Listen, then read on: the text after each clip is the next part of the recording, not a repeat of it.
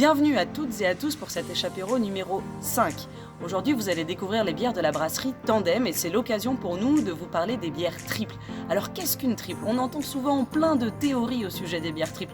Certaines personnes disent triple, ça doit correspondre à une triple fermentation, ou d'autres disent triple, eh bien c'est parce qu'on utilise 3 céréales différentes. Oubliez tout ça, aujourd'hui, je vous donne les bases. Une bière triple, c'est tout simplement une bière qui est plus forte en alcool. Alors, qu'est-ce que ça signifie exactement? Généralement, elles vont titrer à 7 degrés, voire bien plus. Ce sont des bières qu'on retrouve fréquemment dans le nord de la France et en Belgique. Et surtout, il y a une origine historique aux bières triples. Il faut pour ça remonter au Moyen-Âge, à l'époque de Charlemagne. Charlemagne avait accordé le monopole du brassage aux moines.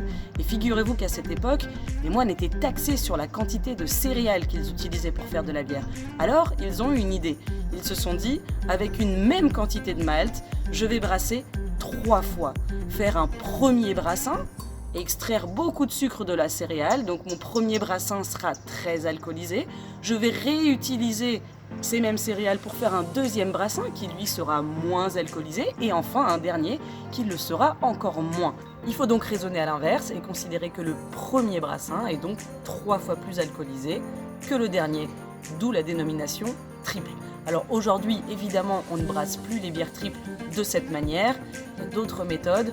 Retenez juste que les bières triples sont plus alcoolisées. Gustativement, vous allez aussi pouvoir les distinguer d'une manière, c'est que ce sont généralement des bières qui sont plus maltées. On va davantage insister sur la céréale que sur le houblon. Donc vous allez retrouver des goûts plutôt de pain, de céréales très nets en bouche. Voilà, on vous retrouve bientôt pour une prochaine vidéo et l'échappéro numéro 6. À bientôt.